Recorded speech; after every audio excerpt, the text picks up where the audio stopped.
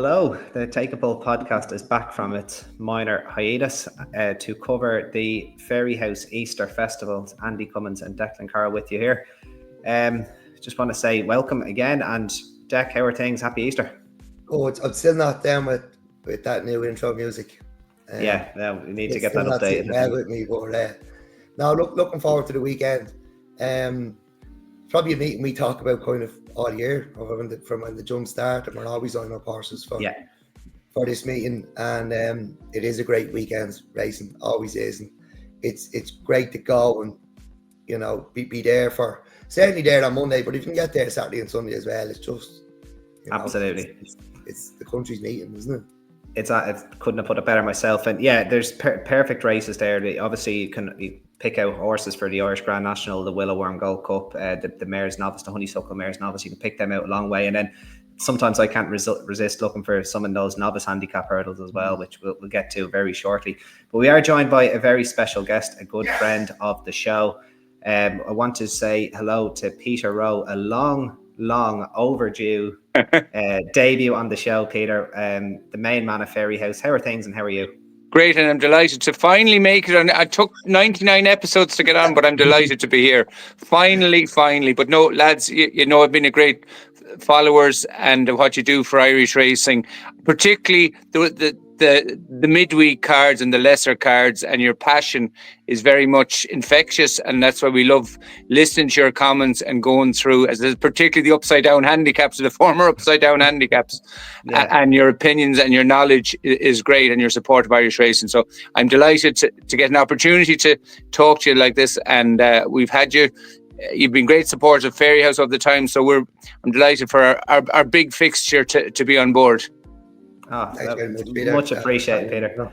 We weren't looking for all of that praise. We want to actually heap the praise. I know you weren't. You can pay me later. Well, look, we have named this top 100 minus one, and Fairyhouse the best race course in the world. You've hammered that home in a few racing names over this. Well, it's the 2024 HRI Racecourse of the year, as you keep reminding me every race. I have no race named after us this weekend, which is thanks to the support of our sponsors. We have 23 races over the weekend, 24 if you include the pony race, every one of them sponsored, and that's great support to so many people who support Fairyhouse. No, brilliant. We have got a good kick out of the HRI 2024 Racecourse of the year. Though we've had really good fun with that throughout the year. So now fair play, it is well deserved.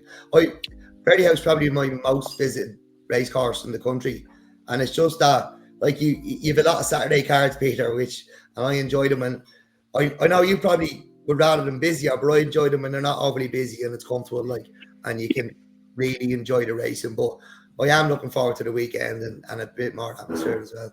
Look, we've some great quality. I suppose during January in the cold and the wet, we had a great day. Gavin Cromwell had a great day, of course, when we had your tap Dan Moore 1, 2, 3, another of your great successes. But we'd always like more to come racing, and it's through podcasts like yourselves and others that encourage people to come racing. As I said, we love to see them at Fairyhouse, and it's all about giving them the warmth of welcome, which we try to do. Yeah, no, you definitely do that. And for anyone that is in two minds and is listening to this podcast, do get yourself down to Fairyhouse this Easter weekend. Absolutely. Look, the forecast, as I said, if you're listening to this on Friday, there's a bit of rain there, but it's due to blow over. Rain is due to finish Saturday morning, mainly dry Saturday, Sunday, Monday. And so it'll be 3 great days of racing, and, as you said, Aaron, there's plenty of others going tomorrow. We've the Most Stylish Lady competition, which will be great, sponsored by Tankard's Town House, and with the Whistling Donkeys playing after racing. So, watch the great racing. Then we've Whistling Donkeys after racing. Then Sunday, very much family day. Will be a lot of family entertainment, and we're delighted to have a great friend of Fairyhouse, Darren Birdie, to anyone who follows Twitter. Loves his images, love everything else, and we're delighted he's coming on Sunday, Monday, and he'll be doing a masterclass for children down in the Children's Marquee, or for any, not just children or big children who want to see how Darren managed to sort out his caricatures and everything else. And Declan, I would love to see the caricature of yourself and Andy. by Birdie. We'll have to make sure you get one of those done over the weekend. And then, of course, we lead on to the Boyle Sports Irish Grand National on Monday. Plenty of entertainment and everything else. You know, it's our biggest 3 days by a long way. Bookings have been very strong. Hospitality is sold out. So we're just all go now, and it's just the racing is now very much taking shape. Perfect. And I suppose that's where we come in to try and find everybody a few winners. But before we get to that, Peter, let's have a quick chat about the ground. Obviously, we've you know, it's probably been tough. It's been an unseasonably dry period. It's been now this week. Yeah, this week it's, you know, we've had that deluge. So has it been a challenge for yourself? And how's the ground riding? You know, it has. But you know what, gentlemen, we knew the whole time Easter was the 19th, 20th, 21st of April. We knew that for the last number of years. A late Easter is always very difficult to make sure we can produce nice ground. So, but all year we've been planning where we were going to have our tracks, always going well. We had a reasonably dry winter, which meant that the damage done wasn't significant. We normally literally have grounds ploughed up. It wasn't that badly done, but because it didn't get so soft, it dried out reasonably quick. We've had more rain in the last 36 hours than we had in the previous 6 weeks. Our ground was drying out, but Richard Stapleton is our track foreman. Darren, Riley, Fionn, and a couple of the lads we've been watching this for the last number of weeks. We've been watering for the last 3 weeks. We're very fortunate to have Brendan Sheridan, our clerk, of course, a former Grand National winning jockey.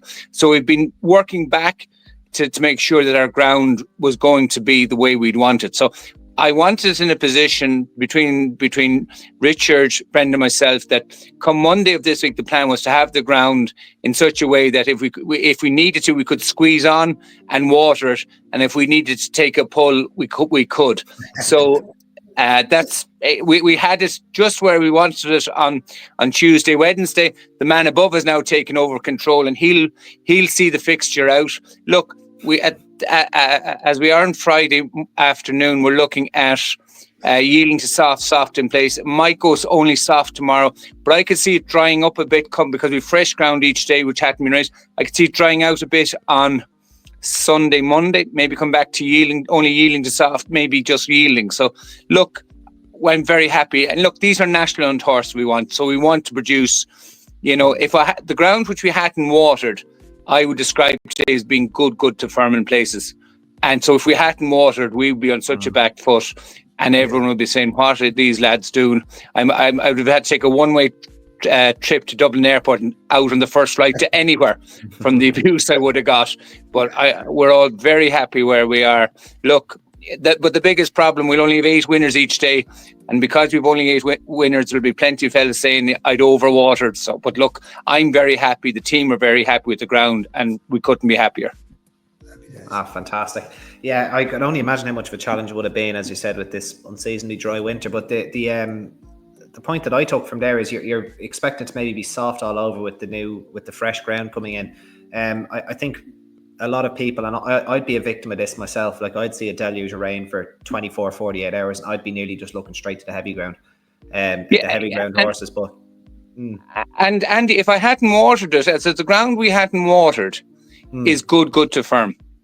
Right, wow. Because it has been so dry, but because we'd nurtured it along, got it to a position that we'd let nature take its charge. Yes, people should have said, but you have to remember, particularly the rain we had on Wednesday, it only covered half the country. Like it only went across maybe as far as Portlaoise, that far. If it hadn't to go, if it suppose in order to stop at Dublin Airport and not come across, and it hadn't landed on us, we'd be a different kettle of fish, and we would have had to put some more water on. So it's a very fickle balance. I'm very happy what we've done, and you know the ground is as we wanted. So I think we're in a good shape ground wise.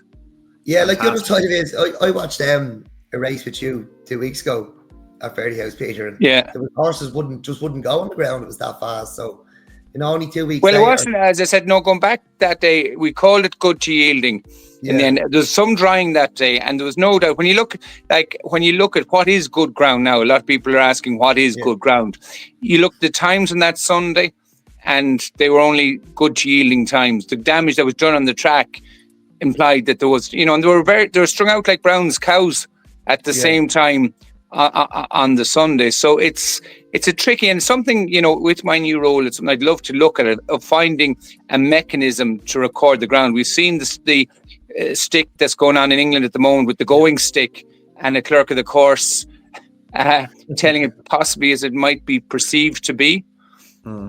Which, you know, but we need to put some kind of a number on it in this day and age, to call ground good and not to be able to back it up with a number of some description, because my opinion and Andy's and Declan's can be very, very different. But it's like saying that's a nice horse. What is a nice horse? What is nice good ground?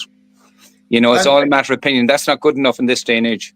Do you think, Peter, over the years, and I'm just going slightly away from the Easter Festival here, but with training methods changing over the years and horses maybe not being hard enough for good ground, has the job with the ground changed? It's got harder.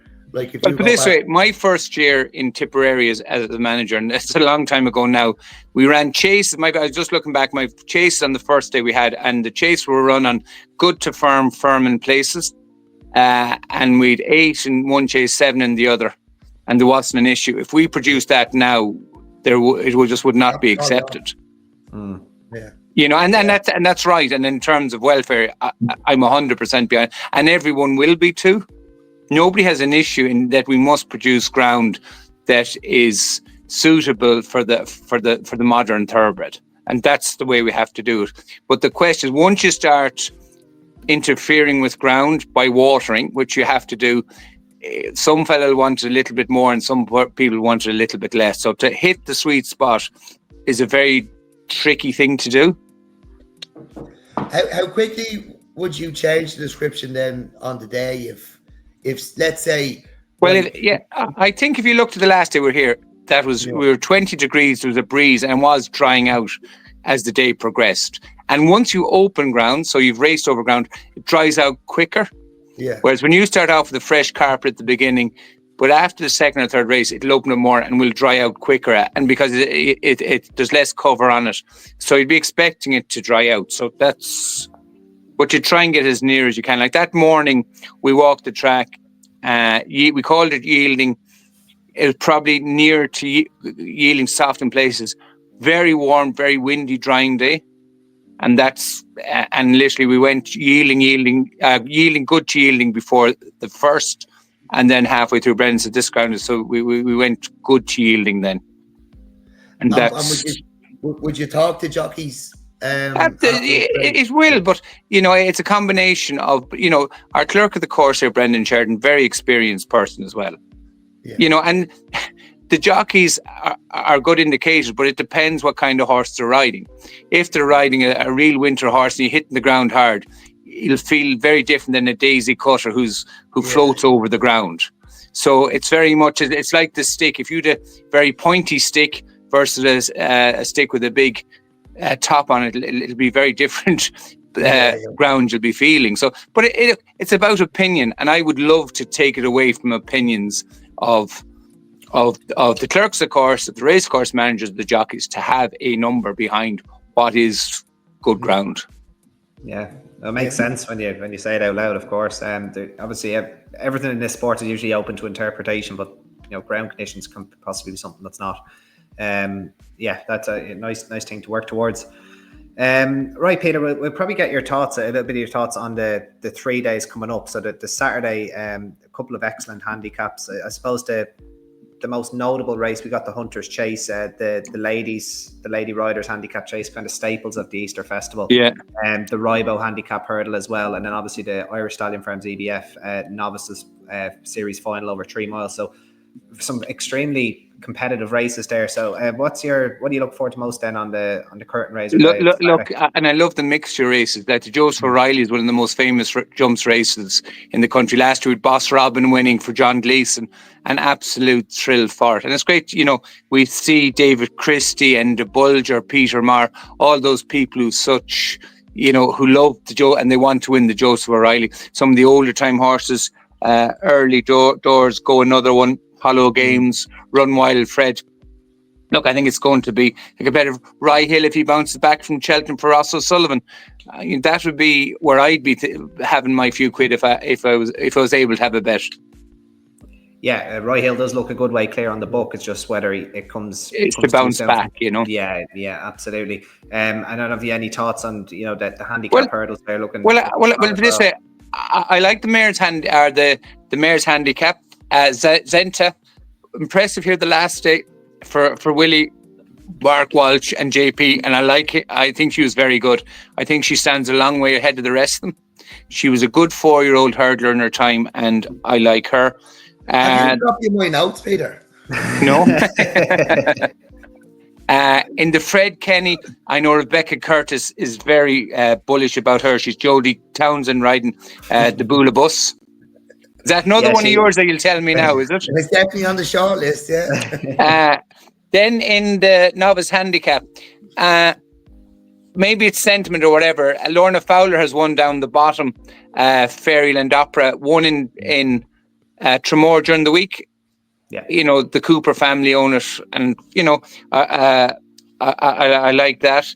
And down the Miracle Man, Arthur Moore, how appropriate a winner, won well here the last day, back here again. Will you like the softer ground? But that would be another great story. That's the great thing about Fairyhouse Easter. There's so many stories coming out.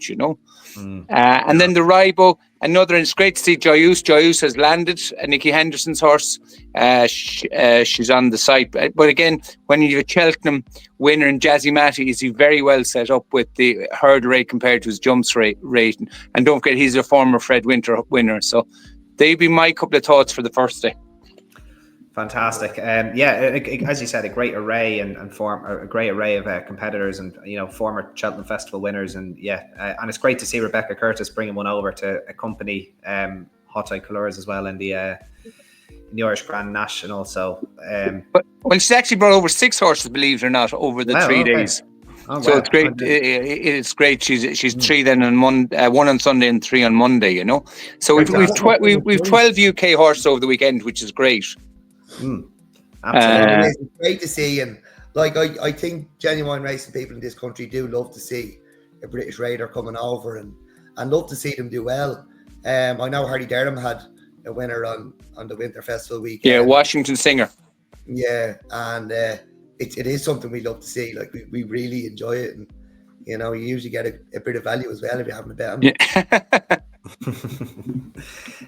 Day 2 then, Peter, we get it's where the grade 1s take centre stage, obviously headlined by the Willow Worm Gold Cup, a fantastic race, won last year by Spillans Tower, and then obviously the Honeysuckle Mares novice hurdle won by Jade de Grugy last year. 2 excellent grade 1s. You must be delighted with the field that's come together for the Mares novice. It's really, really strong.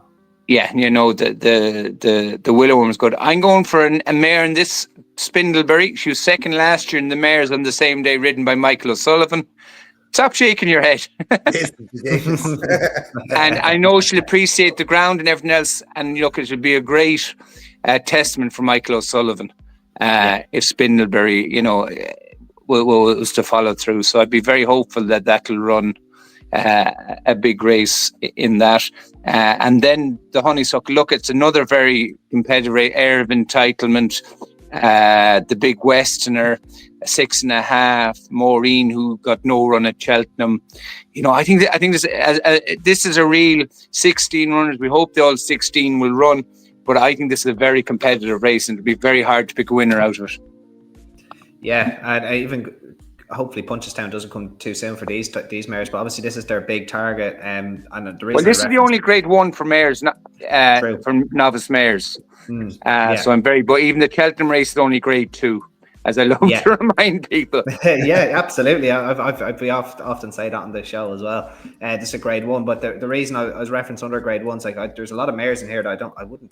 If I owned a top gelding, I don't know, I'd fancy giving £7 to them. There's some really top mares in here. And hopefully they can maybe even come back like Spindleberry for the Willow Worm next year as well. If any of them do go chasing.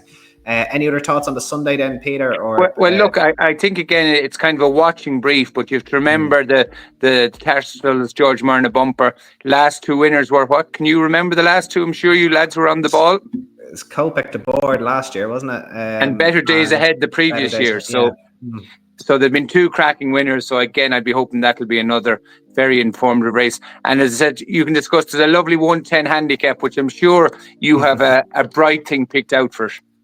Yeah. And I believe there is the maiden. I was going to say the maiden hurdle on that card. I think that was used to be the opening race, wasn't it? And I think I remember Tudor City winning that a good few years Exactly, ago. yeah. So you can always see a good horse in the maiden hurdles here as well at Fairyhouse. Right, on to the main event then, Peter, the Irish Grand National, the one we've all been waiting for, is what Dec said, Ireland's race. Looks like a good few of the ones at the top came out in the last confirmation stage, which was expected. Yeah, which was expected. But it's still a fantastic field of 30 as of right now. We're working without declarations right now. It's good to see Kinter Kalanisi guaranteed a run, but we'll get to him later. Anything for the Irish Grand National for yourself, Peter? I think this is as competitive a race as we've ever had in it. Rebecca Curtis, based on form, Hottie Cologne, everything is pointing that. And my three against the field would be Daily Present, Paul Nolan, a great story that would be, and Kinter Kalanisi. Says nobody missed him. He was going so well at Naas, fell 2 out, could nearly have won that. Yeah. So it's as competitive a Boyle Sports Irish Grand National as I can remember. And it's going to take a lot of sorting out. Yeah, absolutely. Am I right in saying this? The winning trainer of the Irish Grand National, they get a car parking space right beside the entrance, and the owner and the jockey. So JJ Slevin, they're all looking to get it back. I know Frank Berry is very much wants. He says, "I want my space back again." So there's so many, and that's just it's a small little token for someone for the 12 months, and the owner, trainer, and jockey get the prime spots at Fairyhouse. So I think it's something we've done for a couple of years, and it's appreciated. Yeah, it's a nice idea. It's a nice touch. Hopefully Thomas can keep his car parking space this year as well. Just before we do let you go, Peter, and again, we very much appreciate your time, stopping by to chat to us. Any Irish Grand National memories, but if you had to pick one or two from such a famous race, is there anything that really stand out to you? As I've said to you before, every year produces a story, and it's remarkable when you think about it. When you think that Tom Gibney and Dermot McLaughlin have won more Grand Nationals than Gordon Elliott and Willie Mullins. Yeah, it's unbelievable. And it's great, and they've chances again. We've had a couple of female trainers recently. Sandra Hughes, Dot Love, that was a great day. Jessica Harrington, as well. Yeah, Sandra Hughes. Every year has a great story about general principle. Who'll forget that 2018 one, 5 of them jumping the last together in the most miserable evening. And I can, the muck and the it was a horrible evening. But the most important thing at Fairyhouse and the Grand National is the team that put it together. There's so many the unseen people. We've a great track team led by Richard and Darren, Gillian in operations, Heather and Jane in marketing, Sheila, Don, Marie, Luke. There's so many people who make this event possible. And I'm only one person that works with them, but from the guards to the car parking staff to our caterers, cleaners, it's a huge undertaking. People don't really appreciate what it takes to running an event like the Boyle Sports Irish Grand National Weekend. We're hoping for over 30,000 people over the couple of days, and it just doesn't happen. And to every one of those, I'd like to give a huge thanks. The place is looking great at the moment. Our parade ring, which even if I'm very I suppose is my own opinion, but I think it's probably the best grass parade ring in the country. Oh, absolutely. And the number of people say, look at it, says this artificial, and I say no, but that's due to Darren and his lads, a bit like Augusta, to have it shining and looking the part. But we cannot say enough to the people who help us put on a weekend like this. Yeah, no, I couldn't have said it better myself, and we appreciate as patrons as well that keeping the Augusta rhythm in here. But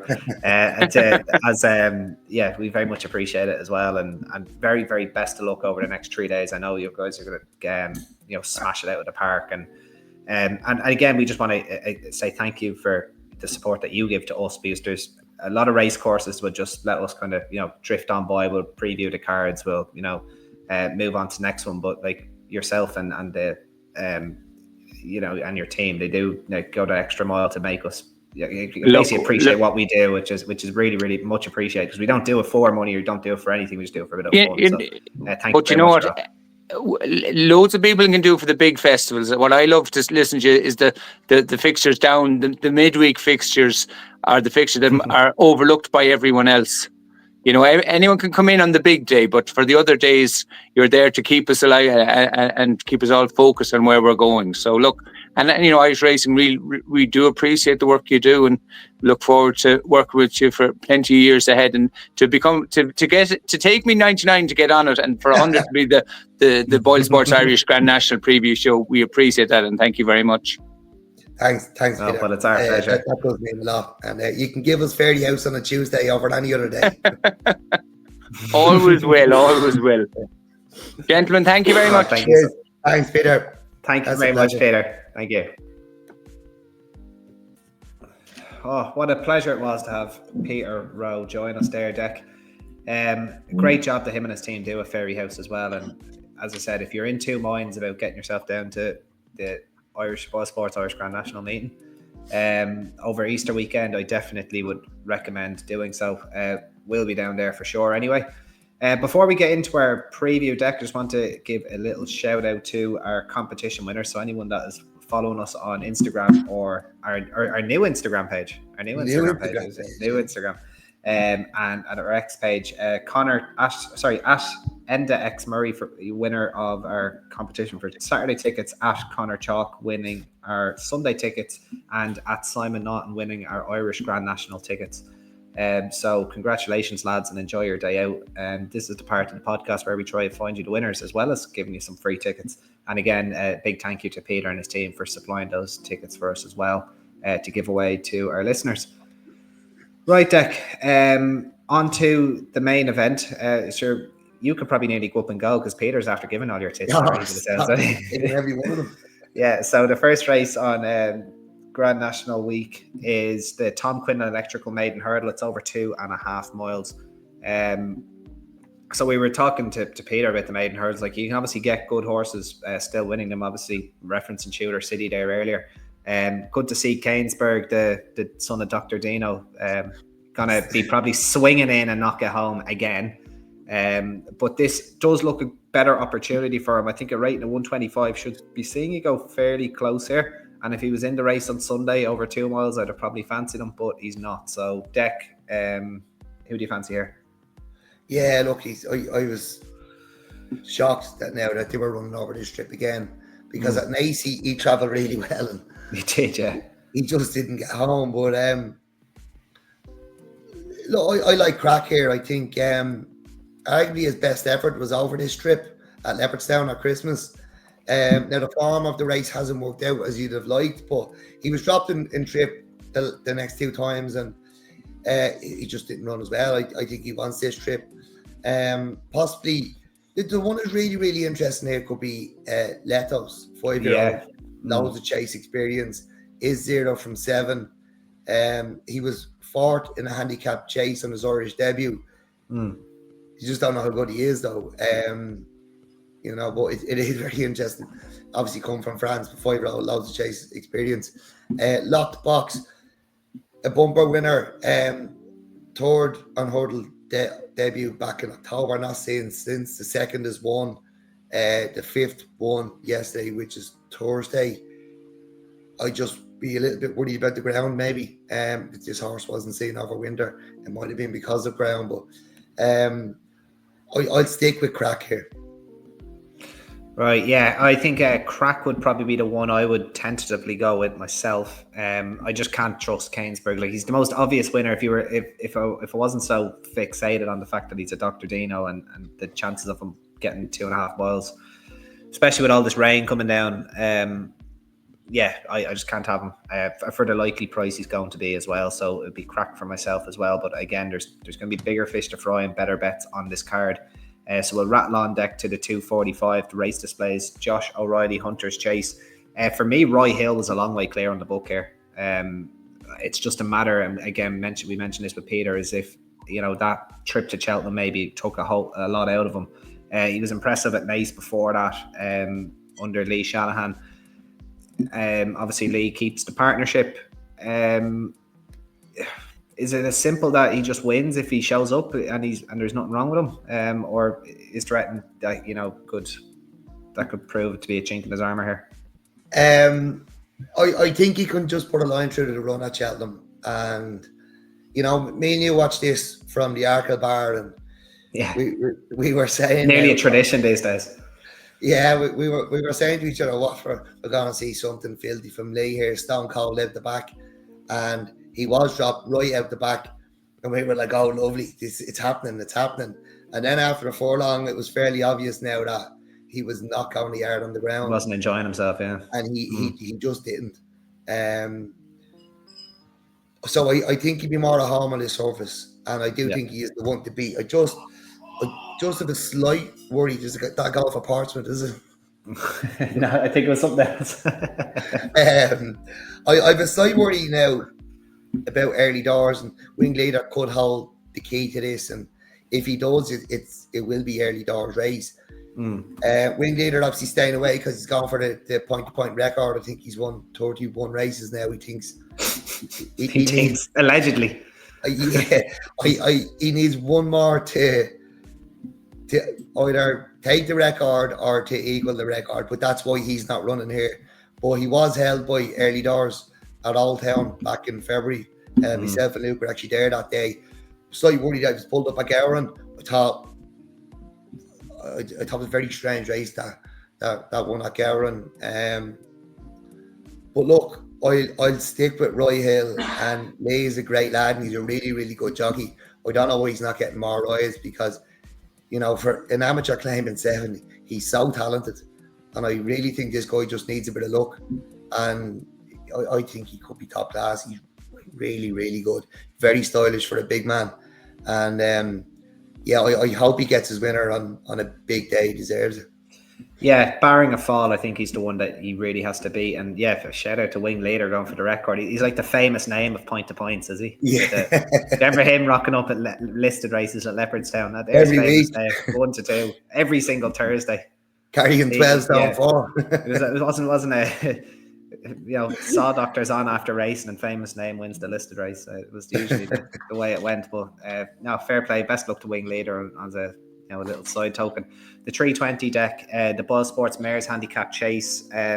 Again, Peter stole your notes for this one, so do you want to chat a little bit about Zenta?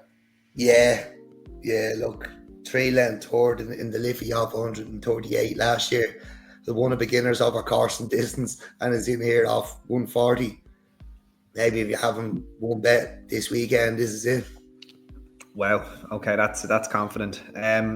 You have any thoughts maybe on Mousy Brown? As she kind of found, obviously talking, about the big win from last season. Friend of the show, but she rounded off a nice treble. But she's done plenty of winning over fences. She was out very early in the season, or what you call it, very early in the season, or last summer. I just think Zenta's going to be too well handicapped here. Yeah, I would actually give it. I don't think it matters who else you think might win. I think just Zenta just wins. I think depending on her price, I might back Mousy Brown though, because as she was, won at this meeting last year. There was a vet's report after her run the last day. She struck into herself, so there might be a bit of an excuse there. When she was 6th behind Canal End at Navan, and I thought she kind of excelled herself behind Jade de Grugy in the at Punchestown in February. I think she was beating 6 lengths. Now she was getting 10 or 11 pounds, but Jade de Grugy is a very good mare at the same time.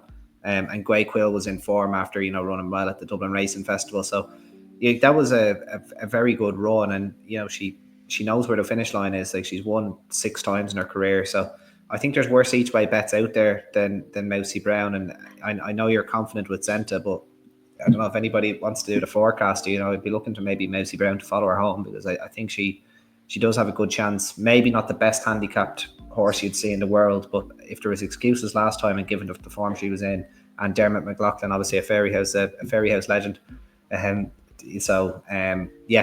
think she'd have a fair each way chance against the likely favourite Zenta. On to the 345 then, Dec, the Fred Kenny Memorial Ladies National Handicap Chase. This is another kind of staple at the Fairyhouse meetings. Great card, great race. The Bula Boss was mentioned by Peter. Obviously, Rebecca Curtis, one of, I think he said half a dozen coming over, which is fantastic. Yeah. Jodie Townend taking the ride. Soda Flow, who I think has won a ladies race around here before. I think former top winner. 14 going to post. I quite like the Real Deal, funny enough, at the top. I thought he ran really, really well in the Topham Chase for a long way. Kind of got tired after that was the second run after a break when he was pulled up behind Jump Belen on his return. But, his form late summer, finishing third to San Ra at the Galway Festival, only 2.5 length third that day, over 2 mile 2. The trip might be a little bit on the longer side, but the horse has plenty of talent and, rated in the mid 140s in his pump. Down to 133, does have to carry 12 stone 1 before the rider's claim. But I could see him going well in this race off top weight. So, but who do you like, Dec? I've like Peter, I was drawn to the Bula Bus on a treble. Jodie Townend for Rebecca Curtis. Peter's already talked about stories. Yeah. Jodie's going to be, certainly one of the best jockeys in the race, no disrespect. No two ways about it, yeah.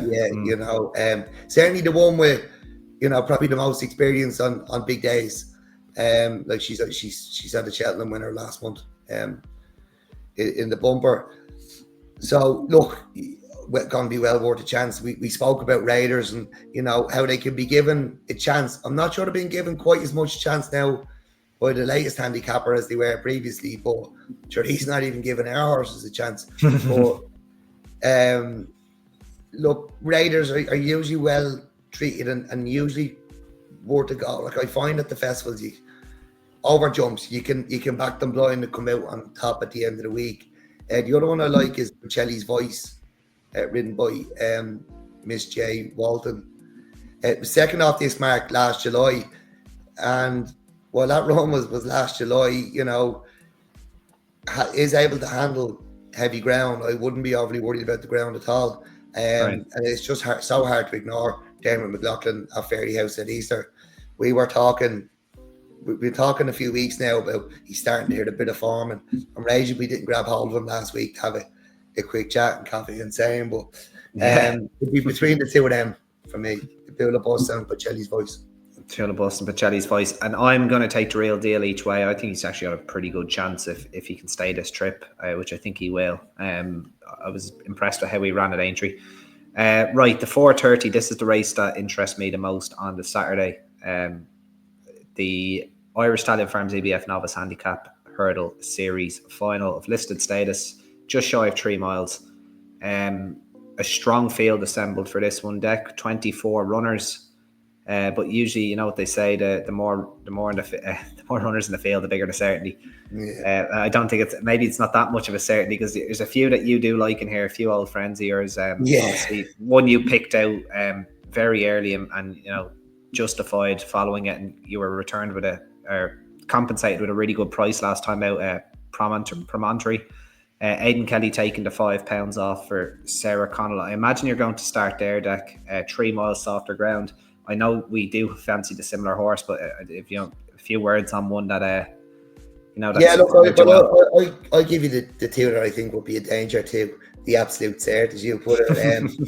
And Promontory would be one of them, like an 8-year-old must be made of glass, but Sarah Connell, like what a job she's done getting this horse to the track, running really, really well, and then winning the maiden. He was stepped up, like he just got outpaced turning in at Limerick 2 starts ago over 2.5 miles, but stead on, well cleared the fourth, and then stepped up to 3 miles, made no mistake. I think the horse has loads of ability. It is his handicap debut. I wonder how good his horse could have been, and he'll probably never fulfill his potential. Probably not, no. He might pick up a few races, and it's obviously it has to be a 3 mile handicap you're thinking of when he went in the last day, and he's turning up here. I don't think he'd be out of money. I think he, if you like backing each way horses to place, I think he's worth a go. Personally, I like backing each way when the price is an each way price, in my opinion, but I still think they're going to win the race. But I think he might bump into one here. But I'd say if you're getting 5 places, like, you know, I'd say your place money's safe enough. Another one I've followed off a bit of a cliff, really, Blue Mosque. She's possibly a bit soft. I thought she was coming to win the race at Navan the last day. Now she bumped into quite a good horse and card counter, but I'm just worried, is she, you know, is she a little bit soft? She's not a horse with loads of ability. She's just struggling to put it together. She bumpered in a maiden winner, only a 5-year-old. If she was getting into a battle now, I wouldn't be confident at all. But the likelihood is she is going to be in a race like this, doesn't she? In a race like this, so I'm just not even sure what you do with her. Or maybe she's going to need this. She might need this big field handicap, kick up the arse, wake her up, and it might be the next day for her at Punchestown, maybe, if she can come out that soon. But I'll let you talk about the one that's going to win the race, Andy. Well, just before that, Dec, I know you mentioned Card Counter, who Blue Mosque was second to. That's another one you picked out, I'm pretty sure, early on. Gordon Elliott, wasn't it? Yeah. Might be an underestimated horse going into Punchestown. Absolutely. I can't wait to see him go chasing. Maybe one definitely for the future. The horse that we're both very, very keen on is Don't Tell Jack, the 14 on the card, carrying 11 stone. Mark Walsh riding for Joseph O'Brien. Stepping up to 3 miles for the first time. So my only qualm about this horse is the amount of rain that falls. But Peter kind of put me at ease, saying that at worst he thinks it's going to be soft all over, which will be fine for this lad. Good fourth on hurdling debut to Gaurav Mahalgut. Was really well backed, actually. Went 7th to Kopek to board on Stevens' day. Now, what the post-race analysis doesn't pick up on that, because if you remember, it was really, really foggy that day. This horse made a Haynes at the first hurdle, was lucky not to unseat his rider. And it's not picked up anywhere, but I seen it, and I wouldn't have said all chances gone, but in hindsight, with the quality of horse that was in that race, all chance was gone. He was 7th that day, still ran well behind the Supreme Novices hurdle winner.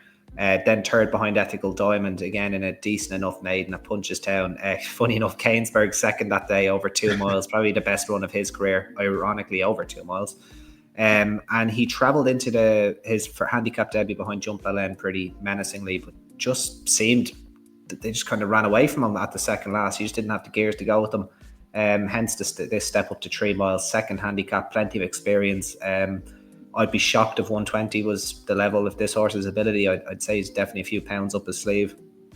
Good to see Mark Welch retain the ride, and he would be one of my strongest bets of the weekend, I think. I really do fancy him, and I know you do as well, Dec. So if you don't tell Jack for the 4:30 novice handicap hurdle.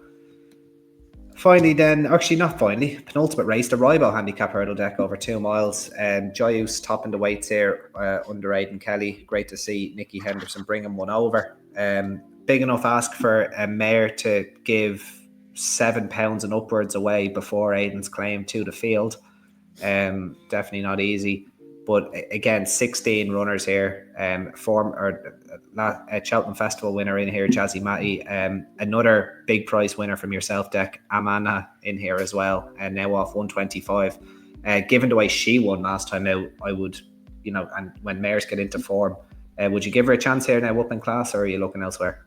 I'd say she's going to be a danger, but that was her first run in a handicap, with a lot of experience. And she's been highly tried. I don't often go with horses to follow up though, and Peter touched on one that I looked at as well, was Jazzy Matty. Won the Fred Winter of 125 this mark. He's won the Grand Annual of 135. I know they were British marks, but he's gonna have a chance. But with the ground the way it's gone, I just find myself siding with American money. He was second off 120 at Nace. Don't Tell Jack was back in 5th that day. He's £3 higher. He goes on the ground. I think he's won at Nace on heavy ground. So he's one that's going to be comfortable enough. And I think he's a big show here. Yeah, I'm going to take a chance on one of Willie Mullins's, but it's the one that's getting ridden by Rachel Blackmore, Stormbreaker, who I believe he's in the Solness colours. Yeah, a 6-year-old. Look, I love following the Liffey handicap hurdle later in the season. Now, this lad was 12th of 18, well beaten by McClory, but did only go off 9-1 that day. Didn't jump particularly well, but was behind Farmer's Lodge just before that, who was a horse that was in fantastic form at the time. And he was a good way clear of the third. Now, he did get £4 for that run, and probably rightly so. Soft ground win in a maiden. He had a soft ground win to his name as well in the maiden, beating Mr. Escobar, another Willie Mullins horse, I'm pretty sure. Look, he couldn't really get into the Liffey handicap, but I'd say that's probably a better race than this. And then he ran fine in the Martin Pipe. Like, if you actually watch it back, like, they got very tight coming around the home turn, and like, I'm not saying Stormbreaker would have been placed, but like, he was pretty badly snatched up and just couldn't quite get back into it. I thought he ran pretty well for a big price. I think 66-1 or 100-1 even that day, like a huge price. Now they're dropping him back to 2 miles. Ideally, I'd want to see him maybe over a little bit further, but given how he ran in the Martin Pipe and given his previous form, I'd say he wouldn't be without a chance. So I'm going to have a little punt on Stormbreaker for Willie Mullins and Rachel Blackmore in the Ribo. Final race on the card on Saturday, Dec, is the higher 2K Irish EBF Mares bumper, a 2.5 mile bumper to round it out. Did you have it in that kind of one here? Race rise? Yeah, go on. Yeah. Look, I'm going to mention Derryville first, and she was staying on second. Sorry? I thought you would. Yeah, staying on second over 2 mile 2 behind Bambino Fever at Punchestown. She was 3 lengths ahead of Champagne Venture that day, but taking a line of form through Champagne Venture had fallen on Hello Jean. She was third on her debut. She's less exposed than Derryville. She put 5 lengths between her and Champagne Venture. Jody takes the ride and probably going to be our second winner today. So Jody Townend, Hello Jean, Willie Mullins, and Jody Townend to round out the card. I've no opinion on the bumper, Dec, so we can move straight on to the Sunday. And the first race is the Cawley Furniture Novice Handicap Hurdle over 2.5 miles. Another kind of race that I always try and pick one out for this race. A long way away. But you see Cawley Furniture and you see Must Go Now. 20 runners, Dec. Is it that simple? No. I'm a little bit bitter about Must Go Now, to be honest. I thought you might be, yeah. He's laughed at me now. Mugged you off and no one's out there. He's made an absolute tick out of me. He's still laughing at me, I think. And he might be laughing at me again on Sunday. Look, there's 3 I like. There's 3 I actually really like. And, I'm not going to back 3 on the day, but I'll give you the 3. And if anyone wants to make their own mind up, go ahead. Because I am struggling to split them. Collaborative, he was found to have blood in his nostrils the last day, but the vet reckons it might have been from the fall, so we're giving him a chance here. But I think Collaborative is, I think this horse I think he could be quite good now. I've not heard, but you never really hear much noise, do you, from that stable? Like, they don't really talk up, they don't actually say anything. But they're just like a Labrador in the back of the house, an old Labrador is waltzing around the house. They just go by their business.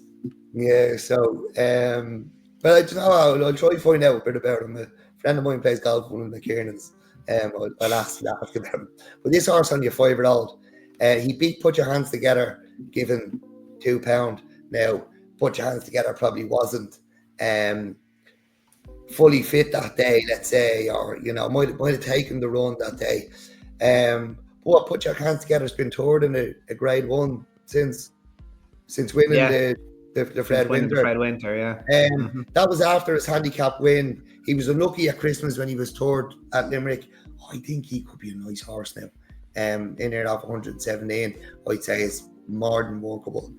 Another one, Stick With The Process, was toured on the handicap debut to Crescent Moon. That was over this trip. I think this horse is going to improve. Only a 5-year-old. And then the last one is How do you, hang on, I can't even read me on right. You've What's gone the through. Martin Brazel horse? That's saffron and blue. Saffron and blues. Yeah, look, forward on the flat recently. But the handicap debut was before that. Never really put into the race. You know, you'd expect a bit of improvement now on Sunday, but actually, while I was talking there, I just decided it's going to be collaborative. I just think he could be, I could think he could be a right one. Yeah. All right. Well, if you think that, that's surely the one you have to go for, Dec. Yeah, well, look, it was only while I was waffling on about him there that You talked yourself into it. I decided I actually don't like those other two. Now, look, you're gonna have to be wary of stick with the process. You know, in those colours, Martin Brazel is well able to suddenly get one going from nowhere. But collaborative, look, that form ahead of Put Your Hands Together. He's 1-2 on the bounce before falling early on. If the blood in the nostril was from the fall and he didn't burst, I'd say we have a nice horse in our hands here. Yeah, absolutely. Look, I think you can trust him. He's won his last two, like before that. Right. The ones I'm going to go with. Look, I would have been keen on Young Lucy. I put a tweet up about her a few weeks ago. Her jumping just wasn't good enough, and I think the ground's going to go on her. I think she needs decent ground. Wouldn't surprise me if she ran well, but I can't be tipping her on the ground. Musco now is pretty much near the top of the list. Like Ed Colley around Fairyhouse you can't really ignore it. Probably has been safe for this race after finishing a good third behind Cave Court at Naas at the end of January. But I might take a chance on Kinturk Maggie, who is a sibling to Kinturk Calanese. Thomas Gibney trains. 3 duck eggs to start out her career in decent maiden style, won by 6.5 ethical diamonds in Calix de Belair, the Willie Mullins horse. Was well behind Amenhad the last day, but did make some. Look, she jumped a little bit novice-y. I thought she ran well for a long way and got tired late on. Up in trip to a more suitable trip given her pedigree. The further she goes, probably the better. And it wouldn't surprise me if maybe she just outran her likely ludicrous odds. Like, she's going to be a big price. Whether she's good enough is another question, but you'd be compensated in the price if she can run into a place. Probably should have asked Thomas about her last week. But anyway, so Kinturk Maggie, little bet each way for me. 152 then, Dec, the Boyle Sports proud sponsor since 2014, novices handicap chase, proud sponsors of the Irish Grand National and imagine there are other races at Fairyhouse as well. So this is sorry, I've just lost my pitch here. 2 mile handicap chase, Dec, for the novices. I was saying to you off air that I was nearly surprised that Peter Roe is still a novice these days. Not he's quite up there with it. Allegedly. Yeah. He's won the last Aston Martin fastest furlong at Cheltenham or something, didn't he? Is that what he won? Award. Yeah, very prestigious award. Beat out an Albert Bartlett contender for it, I think. Right, so this is a tough handicap chase, Dec. 13 runners, and to be brutally honest, you can make a case for nearly all of them. But who do you like? Yeah, look, there's 3 I'd give a chance to, but there is one I really, really like. Conyers Hill, one Peter mentioned. He's been a novice winner. He was third at the Punchestown Festival over hurdles of 126. He's in here of 129 over fences. He was second in a handicap chase. He definitely has a chance. Mispronunciation, not sure she's been off over fences at all, and you just don't know when she's going to be off. So I know she's been older. She's 8, but if it was Sunday now, you'd have to be worried if we were backing against her. But the one I really like here is Hillsdale. He's up £2. That was for the last fall fence at Navan. He's won his 2 races before that. He's only a 6-year-old.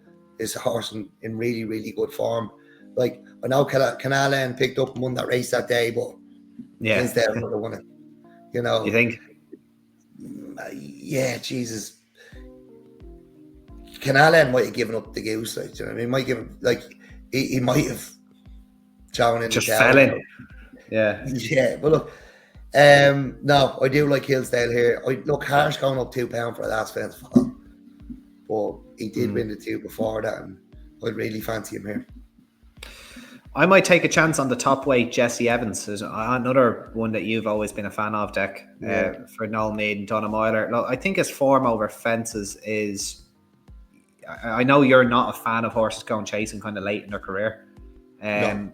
But he's had a spin on the flat recently at Gowan where he ran quite well. But, a 10 lengths third to Gorgeous Tom, and I actually met Gorgeous Tom's owner last week as well. Yeah. I mentioned it to you. Tom O'Connor, a gentleman. So if you're listening, Tom, it was lovely to meet you, and very best of luck with your horses this year. But that was a decent enough run. Not quite sure he stayed the 2.5 miles, which is fine because he is back to 2 miles here. But that was a strong enough grade 3. Like, obviously Gorgeous Tom won it. Monbeg Park has gone and won a nice handicap since and ran well at the Dublin Racing Festival, and then in fourth that day, the company sergeant, it was when Dennis Hogan trained him, and he went on to just bump into one in the plate at Cheltenham, Jaguar, who he could be a Ryanair horse next year for all we know. I rate him very, very highly indeed. So that's strong enough for him coming back to 2 miles. Whether he has so much in his in hand off top weight, being a 9-year-old, that's a question for another day. But you know as well as I do, Dec, at the top of the 2 mile division, especially the handicappers, there's usually not a whole lot between them. Obviously you might have your John Bonds and your Marine Nationals, your Quilixioses, but when you get to the top of the 2 mile handicap chase division, I don't think there's too much between them, and some horses can take big weight in their stride. So I might take a chance on Jesse Evans here. The first big race of the Sunday, Dec, the Willow Worm Gold Cup at 2:22 over 2.5 miles. This is the first grade 1. So we've got a field of 5. Champ Kiley, your 6-4 favourite. I'm kind of chomping at the bit to take him on. The ground has probably gone on down memory lane. Firefox L'Atlantique, a favourite of mine, Kilbarry Saint. There's definitely a big race in her one day. Don't know if it's here, but we'll see. And then Spindleberry, who was a really good second in the Honeysuckle Mares Novice Hurdle last year under Mikey O'Sullivan, is what Peter said. But Dec, who do you like here? I think Willie wins this race, and like Champ Kiley's 2 from 3 over fences. Do you say you want to take him on? Yeah, I can't warrant him. I just can't warrant him. I know, as you said, 2 for 3. I don't think the beginners he won, obviously, it was the course and distance pretty much, maybe a little bit further. Yeah. It wasn't the best beginner's chase you'll ever see. I think he was firmly put in his place at Leopardstown. And then I think Janu Lapin may have just got bogged down in the ground at Navan over 2 miles. So I just can't. That's the thing. But did he not go on the ground at Leopardstown as well as he can? His beginner's win was on soft ground. I'd say his Lawler's win was on soft ground. Yeah. And his Flying Bolt win was on soft ground. He is a 9-year-old. That'd be the reason I'm taking him on. But I definitely think he has a chance. In Atlantique, I think, is very ground dependent. Or not very ground dependent. He's certainly ground dependent. And it's just where he gets this trip. I think you think the issue's the trip for him. I think the issue's the ground with him. I think he has a chance there. But I really, really like Spindleberry. And Peter was definitely reading me out. She's 2 from 2 over fences. Slightly worried that she's coming back and trip. But if it keeps bucketing down, won't be a problem to her, I don't think. She absolutely loves Fairyhouse. She won here the last day. She's won over hurdles. She was second in the Mayor's Novice Grade 1. Oh, yeah, I think she'll win in spite of the trip. Right, okay. Did Colreevy win this, or am I making that up? No, she won at Cheltenham and then won Punchestown, didn't she? I don't think she went to... I don't think... Yeah, she won at Cheltenham. I don't think she won. I don't think she won. Yeah, I don't think she ran in this. Do you remember Yorkhill running this? He got beaten it though, didn't he? He nearly jumped into the betting ring. Yeah, he jumped into the betting ring. Yeah. He was winning, he wasn't. He was winning, he wasn't. Who was he beat? Was he beat by sub-lieutenant or something, was he? He was beaten by Roe to Respect. Was Roe to Respect, was it? Yeah. He was beaten by a Jigginstown horse. I know that. I can't remember which one. I'm very certain it was Roe to Respect. Who went on to be third in a Gold Cup? Probably no mug in his own right. Yeah. Probably Won the should have plate won a and then Gold won. Cup, like, Yeah. you know. But anyway, He's one of the, usually Willie Mullins gets credited with changing the handicap rules at Cheltenham and in England, but, Road to Respect all but unseated his rider at the first in the plate and still won pulling a bus, and then went and won that Willow Worm, or well, at the time, the Ryanair, I think it was the Ryanair Gold Cup at the, he's no mate, time, wasn't possibly. No, me trained him, yeah. So the Willow Worm Gold Cup, I've been kind of back and forth on this one, Dec. I can't back Champ Kiley, I can't back down memory lane. I can see Firefox going well for a long way, but he should be held by Il Atlantique, who I'm convinced he's a 2-miler, and I can completely see where you're coming from with the ground, but I just can't backtrack that. I can't backtrack on what I've said until I see it. So I'm going to leave it at that. Kilbarry Saint, I love that mare. I love that mare, but look, she's 66-1 for a reason. I can see her running well for a long way, but she is held by Atlantique and Firefox on form. So yeah, by process of elimination, I come down on Spindleberry myself.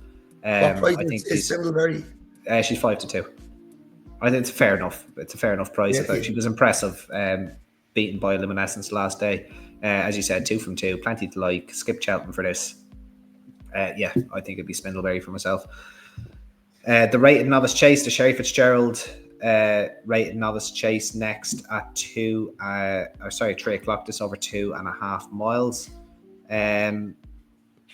So the Sherry Fitzgerald Sherry Rated Novice Chase, that's not a typo, by the way. But that's what it is. So we've got the 10 runners here. Ballysax Hank winner last day, which I think he won while we were up at Leopardstown. He won up at Downpatrick. And then, Back Me or Sack Me. So these two have kind of been following each other around the country for Paul Byrne. And I imagine Lightkeeper chasing the hat trick most likely is going to be your favourite, Dec. But who do you fancy? I do like Back Me or Sack Me here now. Second on off 123 over hurdles, runs off 125 here. Only one chase start. I think he goes and wins it. The danger might be Lyndon Arden, but he does have to carry 12 stone, 7-year-old, likely to handle the ground. Was a handicap chase winner the last day, but like when Back Near Sackney was beaten off 123 over hurdles, I think it was a short head, 2 pound higher over fences. He should win. Yeah. Okay. I still am quite a big fan of Ballysax Hank. I'm just kind of wondering now, like, is he a good ground horse? Is he a summer chaser? Is the reason I'm not kind of, jumping on him. There's not enough evidence to suggest it. Like, he's been well beaten on soft ground a few times, but it was as a young horse having his first couple of runs, so you can't really put that down to the ground. Would you be worried that Keith's not riding, even though he's carrying 12 stone? I don't know with this owner though. That's the thing. Like, I'm not sure if he has his own arrangements. Like, I don't know. Like, Keith's riding Antrim Coast, isn't he? So I suppose that is probably a fair enough telltale sign. He ran okay, I suppose, behind Golden Joy. I suppose what you'd be hanging on there is the Step Up and Trip. Again, we mentioned Gorgeous Tom earlier. He was a good third to Gorgeous Tom at the Punchdown Festival last year. Then won over 3 miles over hurdles and has been plying his trade over 2 miles over fences. So, given that he's won over 3 miles and now steps back up to 2.5 miles after running, there's evidence to suggest a much better run from Antrim Coast is expected here. And I would say Cornerstone Walsh is riding Dutch Schultz and taking 3 off. Like, right. Ballysax Hank has to carry 12 stone. Like, Connor's 3 pound would have really helped there. Yeah. Do you think Ballysax Hank might have a mind of his own? He could do. Yeah. He unseated at the last. He unseated at the last two starts ago. I think he has a lot of talent, though. Like, I really do. I think he could be a proper. He could be one of these proper summer horses now. Seeing him flying a straight around, Killarney, Listowel, tracks like that, and winning a fair amount of prize money. I do think he's a very nice horse, but I've nearly talked myself into Antrim Coast now. It's probably not a race. I'm going to get too heavily involved in now myself. But if I'm well up, I might have a little bit on Antrim Coast and Dec. Who's just give us another reminder. Lyndon Arden was the danger to Back me or sack me. Back me or sack me. Okay, the other Pallbearer nurse, no worries.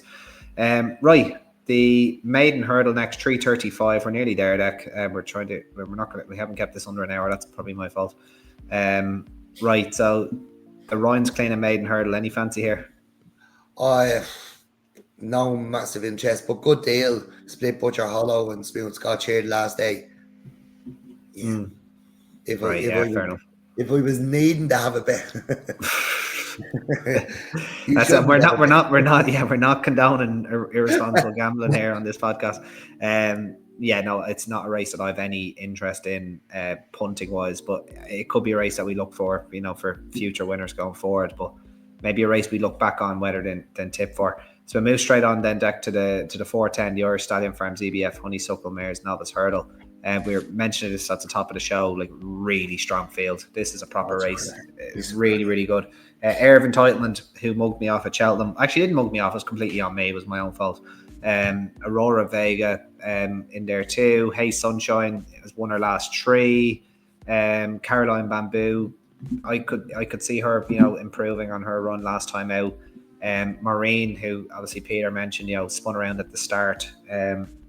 Pretty unfortunate. Then 6.5 in there too. The Big Westerner ran an absolute blinder, possibly even unlucky in the Albert Bartlett. She got no run coming around the home turn.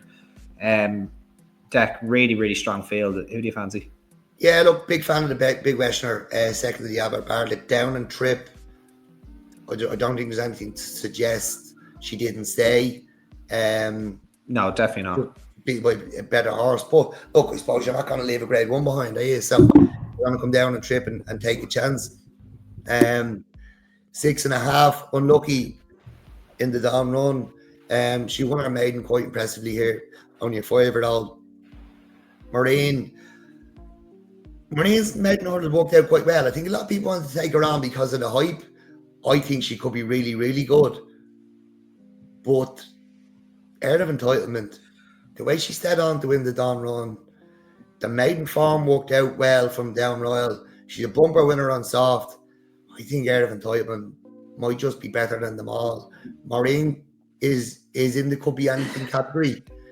And I think the criticism she's got has been really harsh. And not even criticism, people just, maybe not giving her the respect she deserved. I did say, and I said it to James Fenton actually on the Monday before Cheltenham, the only thing that was putting me off her really at Cheltenham was the inexperience. Yeah. And, she spun around at the tape. Could you put that down to inexperience? I don't know. She might just come out and kick these out of the way. She is really, really good, I think. But Air of Entitlement, she's won the race at Cheltenham. The form's in the book. The maiden form from Down Road is really, really good. And she's a bumper winner on soft. So if she's over Cheltenham, that's who I'd fancy.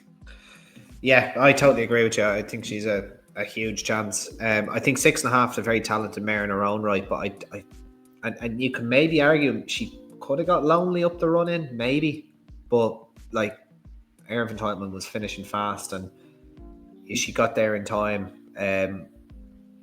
I'm not like, again, 6.5, she has a lot of flat speed as well. And she was second on soft ground on her first ever run in a bumper at Naas, but I would, and she does have form, I suppose, with a bit of cut in the ground, but I don't think she's ever going to have ran with this much cut in the ground. Like, it could be soft all over by the Sunday. The fresh strip of ground, as what Peter said, I mentioned a good few times, that is going to be huge for her. But for me, there's still a query on the ground about her. And as you said, Air of Entitlement's won a soft ground bumper. Kind of, is it fair to say maybe outstayed her? Maybe she should finish stronger than on the new course. I don't know. Maybe that's a little bit unfair, but she definitely outstayed her. Yeah, I suppose she went and beat her, didn't she? I can see that happening again. I could just see Air of Entitlement just picking her up after the last, and winning by maybe a similar distance. I don't think there's much between them, but I wouldn't have a full point between them in the betting favouring 6.5. I'd have it maybe favouring Air of Entitlement. And yeah, she's going to be my pick to win this as well. I think it's going to be a fantastic race though, and you could see winners everywhere. Like this form next year, I think will be very, very important to follow.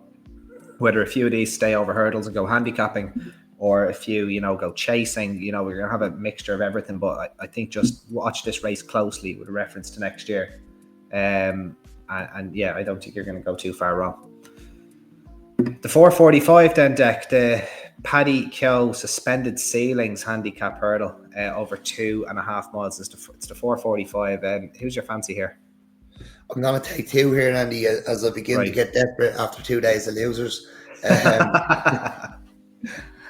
I'm going to take 2 because I'm well up and I can. Okay. Money Heist, an old top favourite. He seems to like heavy ground. He was 5th the last day at Leopardstown off this mark. He's been competitive off 120 over fences. He's 17 pound lower. With the ground, I think it's going to help. I think he's a right chance. And then Washington Parks, shown very little to date. Wasn't off a yard in his handicap debut. Did not handle heavy ground at Punchestown in the maiden run. If he does handle the ground, you said it could be starting to dry out. If he does handle the ground, I think we'll see an improved performance and another one with a chance. Yeah, absolutely. I saw Money Heist there. I'm kind of wondering why they maybe came back hurdling. I still thought there was races in him over fences, but he ran well the last day at Leopardstown, and you're definitely right. He would favour softer ground. There's no two ways about that. He would have a chance here. I found this race very, very difficult though. I don't really have an opinion on it, and I should be in the bar enjoying myself by the time we backed all these winners on Sunday, so I might sit this one out, Dec. If that's okay with you. And then finally the Tattersalls Ireland George Murness Memorial Sales bumper. Obviously the Supreme Novices hurdle winner this year won this last year in Copac the Board, and obviously brighter days ahead the year before. So very, very good, illustrious recent roll of honour, Dec. Is there any in here that you think could be up to that class, or worth following next year? I know a lot of these are unraced, so it might be a bit difficult. Yeah, but Oliver McKiernan having a bumper runner caught my attention. Healy's Pub. Yeah, so I text Kane there to see when he's pugging ball with one of the McKiernans again. Hopefully it's tomorrow morning or Sunday morning. And he can ask the question. I'd say they think they have a nice horse in their hands if they're popping. Yeah. Yeah. It's usually the way, isn't it? Yeah, so it's not really my kind of bumper to get involved in, but he caught my eye now. Yeah, and then obviously Gavin Cromwell has one for Chris Jones, La Tot Madrid. Again, Cromwell, similar enough, would usually go straight hurdling with them if they were... The nice ones are going down the bumper. The nice ones go down the bumper route. The Dam, Ni Wee Ni Non Na, Ni Wee Ni Non Has. That's a mental name for it. Yeah, I'm not. My French isn't quite up to standard, but give us a look at that.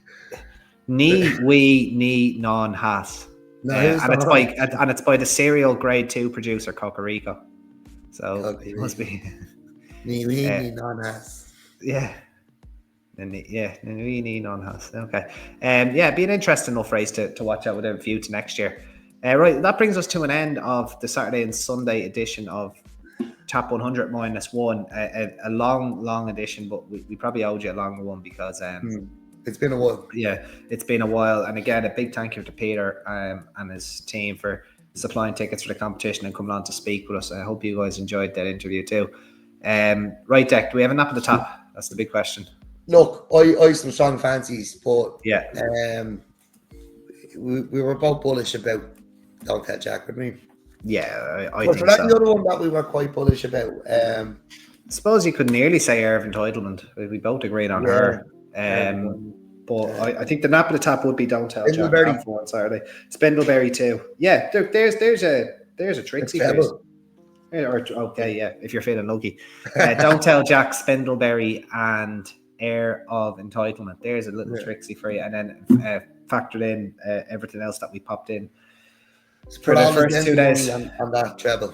Yeah, and again, well done to our competition winners as well. Hope you guys enjoy a day at the race. If you see us, come up and say hello. And we'll be back on Sunday to record for Fairyhouse Monday, and then we'll have a runner by runner guide of the Irish Grand National as well, and we have declarations. Thoroughly looking forward to that, although I think the majority of you know who I fancy, and I think Dec likes him too, but I think Dec has a few others that he has a close eye on, so we'll just wait on that one. But we thank you very much for your listening, or your listening-ship and support. Just keep sharing and subscribing. Get onto our Take a Poll pod on Instagram as well as Twitter. And yeah, we very much appreciate it, guys, and all the best, and bye-bye. Cheers. Bye.